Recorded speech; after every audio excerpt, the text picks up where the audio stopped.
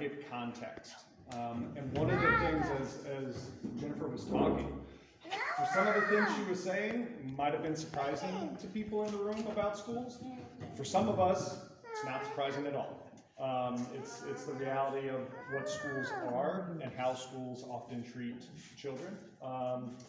But just to give you some, I like providing context because one of the things Jennifer and Chad and I talked about is that there is a severe gap in what people are aware of and what people know versus their perception of schools and how children and students are treated in schools very often. So probably a lot of people in here know that for the last 20 years, Louisiana has led the nation in incarceration rates.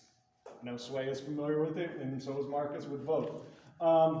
Right, so across the nation and in Louisiana, there are 3 groups that are disproportionately likely to 1, be suspended, and 2, come in contact with the criminal justice system. Those are those in poverty, those who have special education needs, and those who are black and brown minorities, racial minorities, right? So those 3 groups, beyond any other group, is more likely to be suspended in our schools, and then as a byproduct of that, come into contact with the criminal justice system, right? So within the state of Louisiana alone, black students are twice as likely as white students to be suspended. Low-income students are 1.75, so just below 2, times as likely to be suspended as non-low-income students.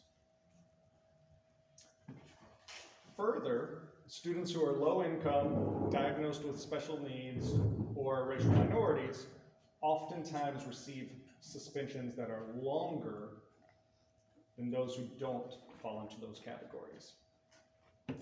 1 in 4 students with a disability in Louisiana will experience out-of-school suspension. 1 in 4. 25% of students with a disability are suspended. Louisiana is one of only 4 states in the nation to have the gap for students suspended with a disability be over 10% higher than the rest of the general population. So Louisiana is suspending students with disabilities at higher rates than the general population, and at a higher rate than almost every other state in the U.S. Now, let's talk about school suspensions for a minute, right?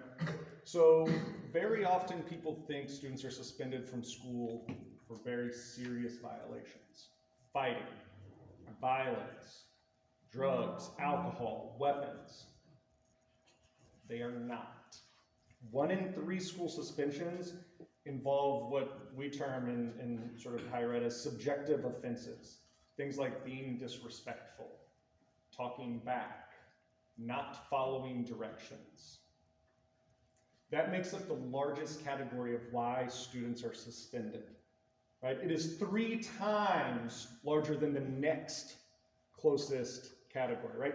30,000 suspensions a year in the state of Louisiana for these subjective offenses like not following dress code violation, right? Not following directions, talking back, being disrespectful. Granted, right, like respect and disrespect, those are pretty subjective. Like I may think you're being disrespectful and you're like, no, I wasn't being disrespectful. 30,000 suspensions alone for that. The next closest infraction had 9,000 suspensions, and that was for fighting. It's a pretty big gap, right? 30,000 to 9,000. So, let's narrow it down even further. So we're talking state of Louisiana. Let's go to Lafayette Parish, right? So within Lafayette Parish, this is going to look at racial disparities mostly. Black students make up around 44% of the enrollment within Lafayette Parish.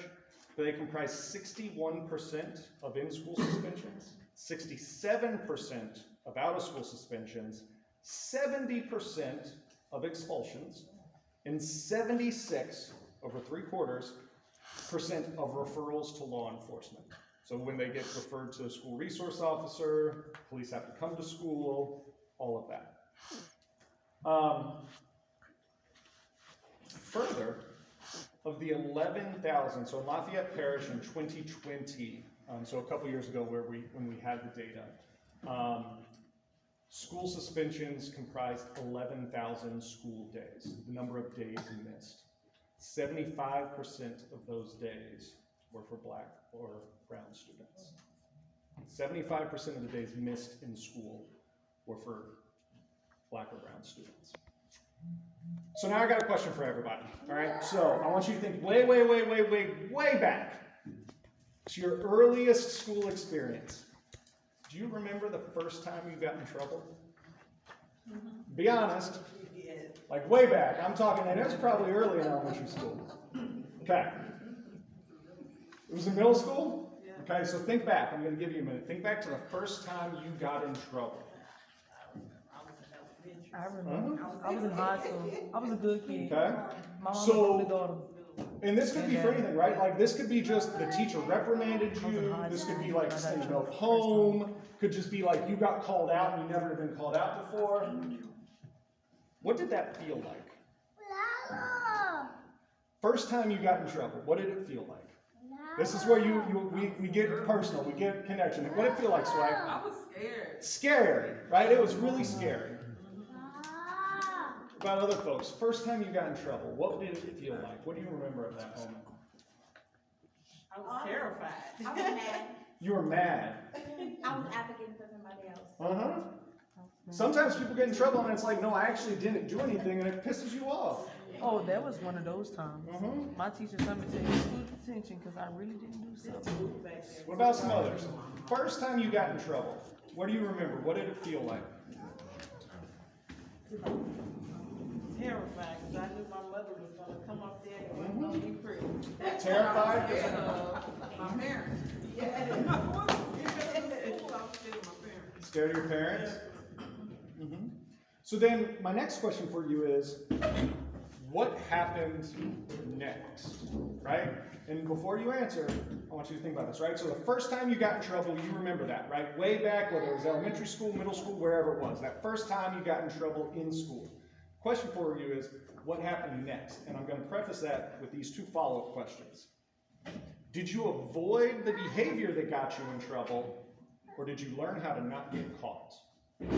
Learn how to not get caught. Because I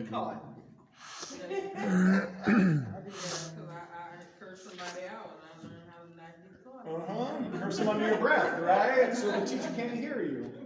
Other people, did you avoid the behavior that got you in trouble, or did you start to learn how to navigate the system and not get caught? I learned how to start it and manipulate it. Like I would start stuff and sit back and laugh. Exactly, like you let other people get caught. Yeah. Right? You learn how to play the game. Something I would have did. So one of the things that I wanted to talk about mostly today, and this is something, just one of the small things that Chad and Jennifer and I had in our conversation, was schools are really, really great at creating artificial consequences. And I want to talk a little bit about the difference between authentic consequences and artificial consequences. And I'm going to tell you a story that kind of illustrates this point and illustrates everything that you have experienced and you're feeling in schools.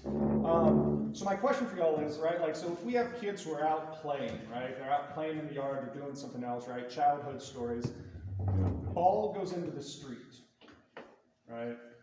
What is the first reaction from a kid? It's like to go and chase the ball, right? Like, so why is it that we don't want kids to go and chase the ball into the street?